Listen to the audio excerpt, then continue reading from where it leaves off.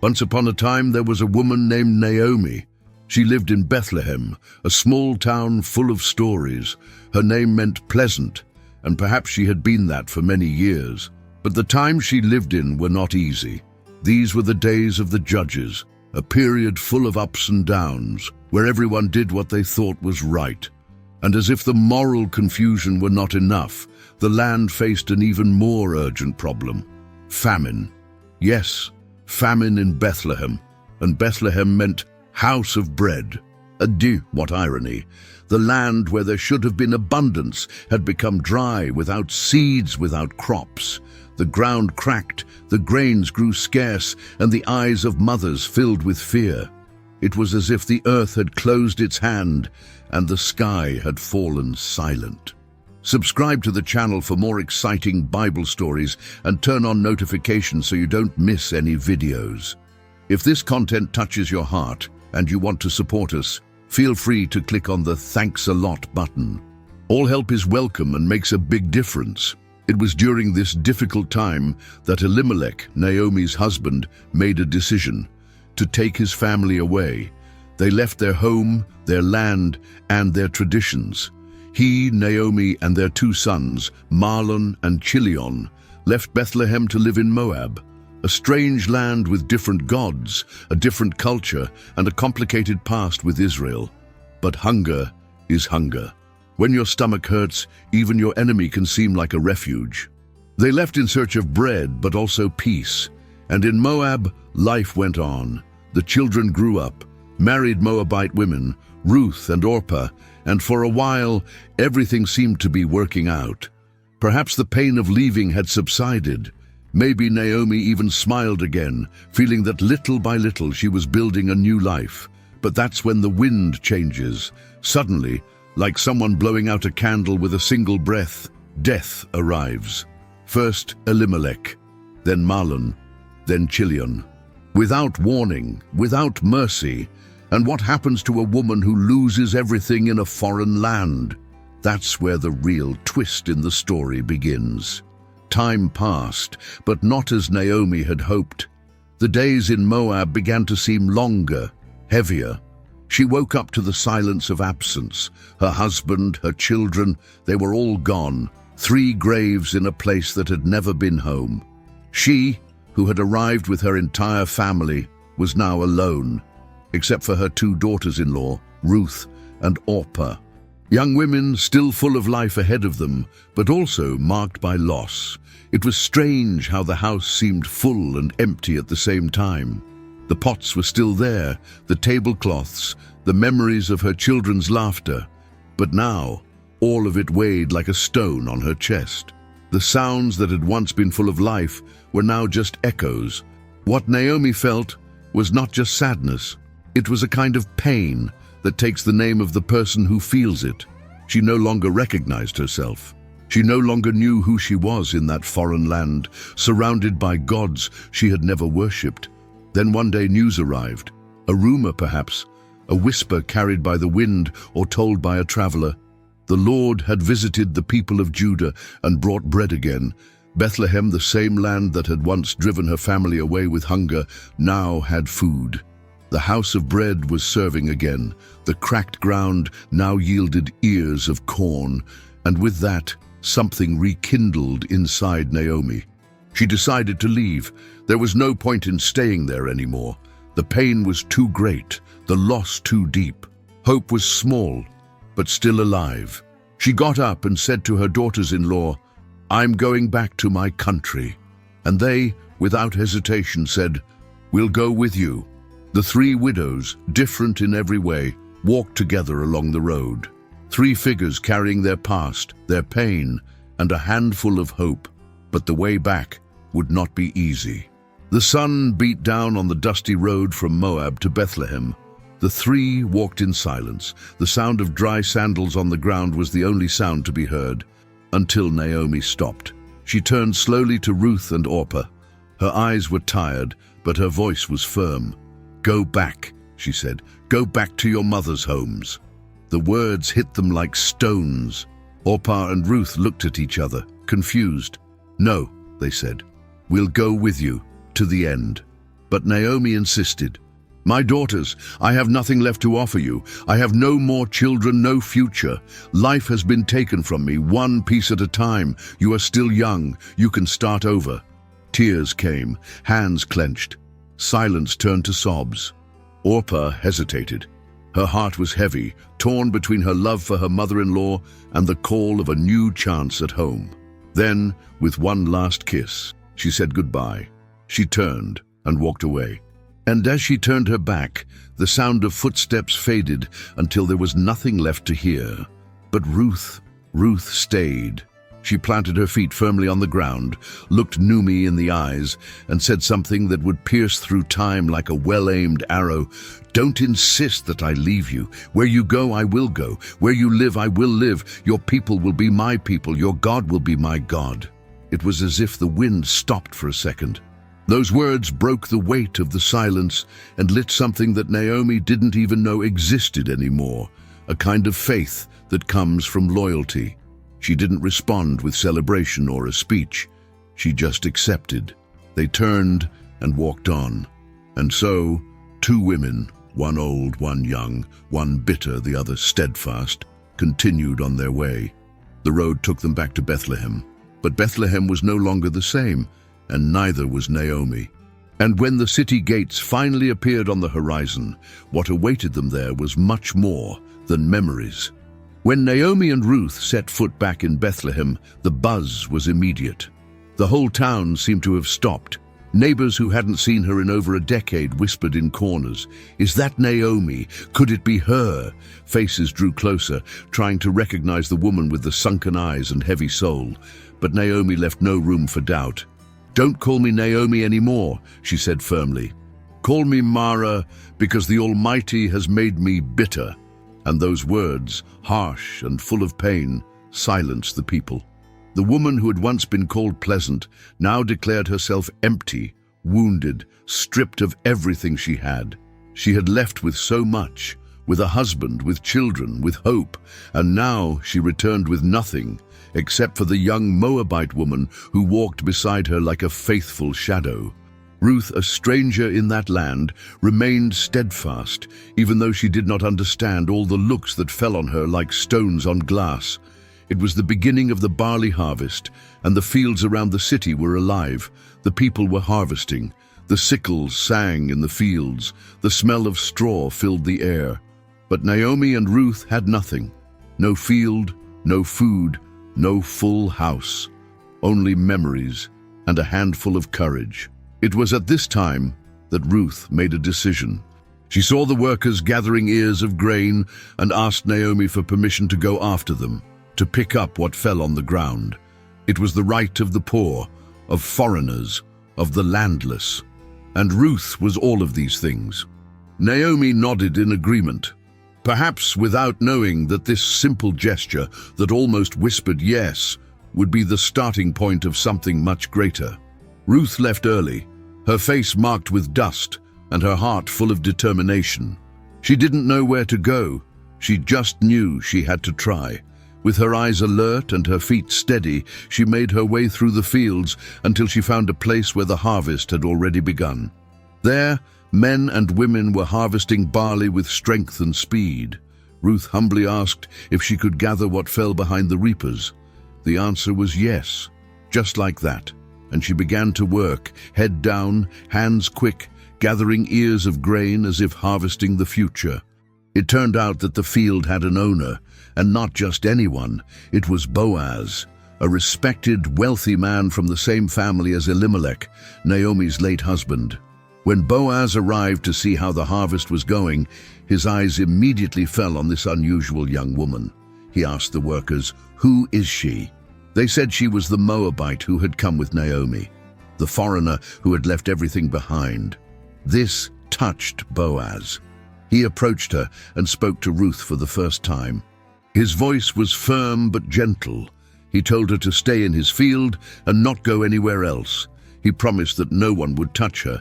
He told her to eat with the workers and drink from their water, protection and honor, rare things for someone in her position. Ruth, surprised, bowed before him.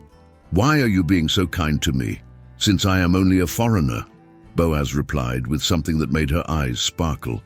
"I have heard all that you have done for Naomi, that you left your people and your land to be with her. May the Lord reward you." At the end of the day, Ruth returned with her arms full of ears of corn and her heart full of questions. And when Naomi saw that unexpected harvest and heard the name Boaz, something inside her lit up. There was a flame there, hidden beneath the ashes. That night, Naomi sat by the dim light of a lamp, thinking. Ruth slept in the corner, tired from the day's work. The harvested ears of corn lay there in piles, like a promise yet to take shape. It was there, in the silence between one memory and another, that Naomi had a bold idea. An old plan, almost forgotten, but one that could be the way out. She called Ruth early before the sun rose. Her eyes had a different gleam. It wasn't just hope, it was courage. "My daughter, the time has come. You will go to Boaz today. He will be at the threshing floor, separating the wheat from the chaff. Wait until he has eaten and drunk and lies down. When he falls asleep, go there and lie down at his feet." Ruth looked at her, confused. It was strange. It crossed the line between custom and risk. But Naomi explained, "That's how you ask for shelter. It's a sign that you want to be rescued. He is our relative. He can redeem you."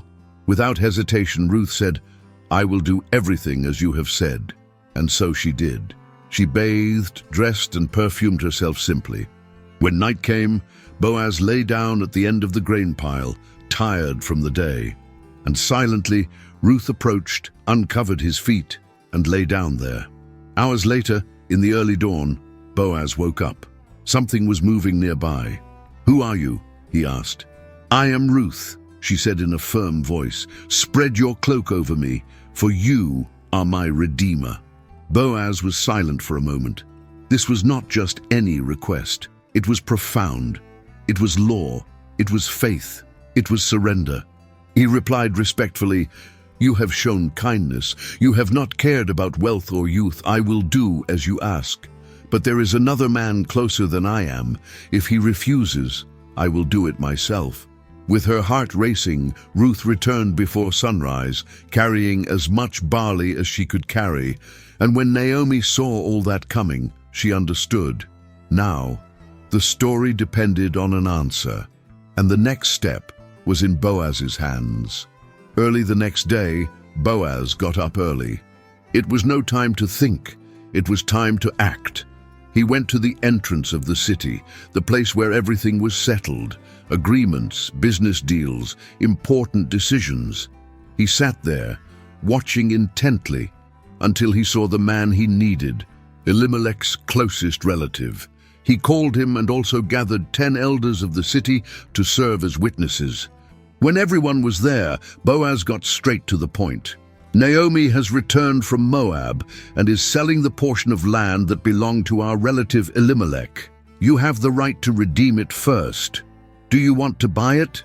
The man thought for a moment and said, "I do." But Boaz didn't stop there.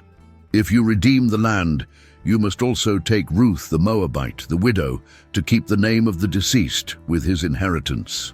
Then the tone of the conversation changed. The man backed down. He said he couldn't, that it could compromise his own inheritance, and so, in front of everyone, he gave up his right. As was customary, he took off his sandal and gave it to Boaz. That was how the agreement was formalized. The elders confirmed it. The people listened, and Boaz, right there, declared, "You are witnesses. Today I have acquired everything that belonged to Elimelech, Mahlon, and Chilion, and I take Ruth as my wife." At that moment, history was turned upside down. What had begun with loss and mourning now had a new name, a new beginning.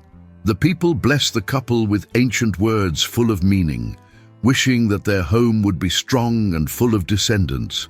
And while this was happening at the city gates, someone inside was waiting.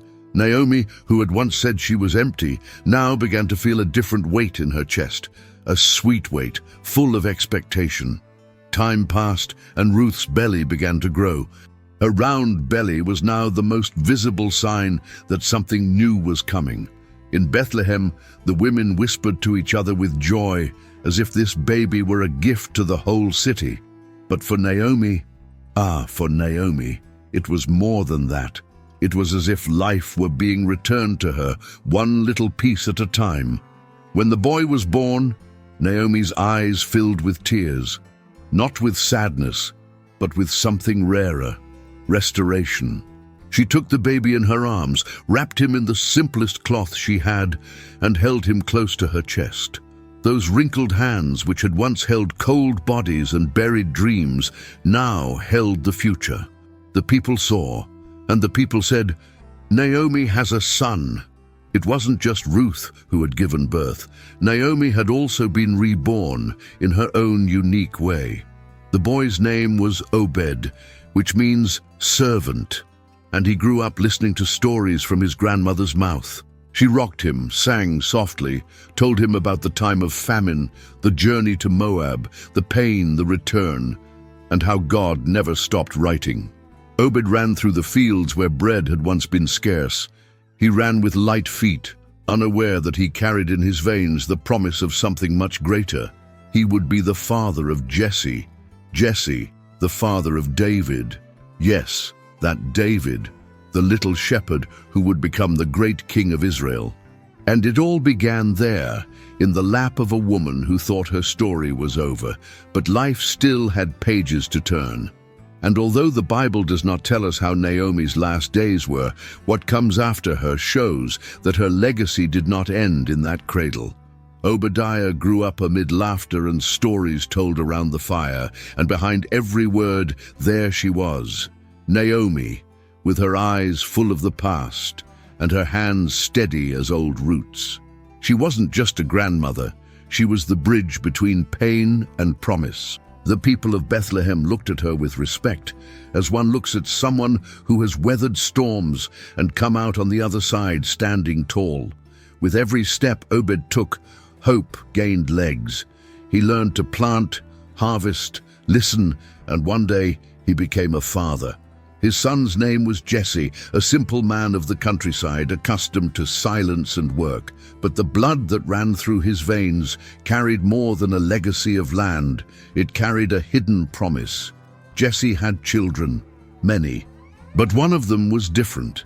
A red-haired boy with lively eyes who tended sheep and played the harp to calm his spirit. David, the youngest in the house, the unlikely one, the one forgotten when it was time to choose. But it was he whom God raised up, King of Israel, warrior, poet, the boy who defeated giants and wrote psalms that have endured for centuries. All of this, everything, began with a woman named Naomi, with a choice, with a loss, with a return. The line connecting David to that barley field was thin but strong, as if God had embroidered each stitch with purpose. And the most curious thing? That lineage, which already seemed too great with one king, was not the end of the line. David would have descendants, and from generation to generation, names would be written, others forgotten, until, far ahead, much later, something would happen. In Bethlehem of Judah, the same city where Naomi returned empty-handed, another woman would give birth, and that birth would also change the course of everything. Time passed, as it always does. History moved forward, like a river that never stops flowing. Naomi grew old. Her hair turned white, her skin marked by time, but her eyes still sparkled when she saw Obed playing in the yard, or when Ruth passed by with a basket full of fresh bread. No one knows exactly when or how Naomi passed away. There is no record of her death, no famous tomb. She left the scene as many people do, quietly, without fanfare. But her name remained. It remained in the memory of the people, in the stories told around the campfire, in the blessings that women exchanged when a baby was born. It remained in the Bible, in the sacred pages that span generations. And it remained, above all, in the genealogy of a name that would come much later, Jesus. In the Gospel of Matthew, when the names of the lineage are listed one by one, Obed is there.